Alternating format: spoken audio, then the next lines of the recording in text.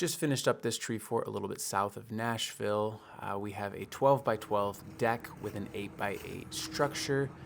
Swing set off to the right here. We have a trap door with a ladder going up through the floor.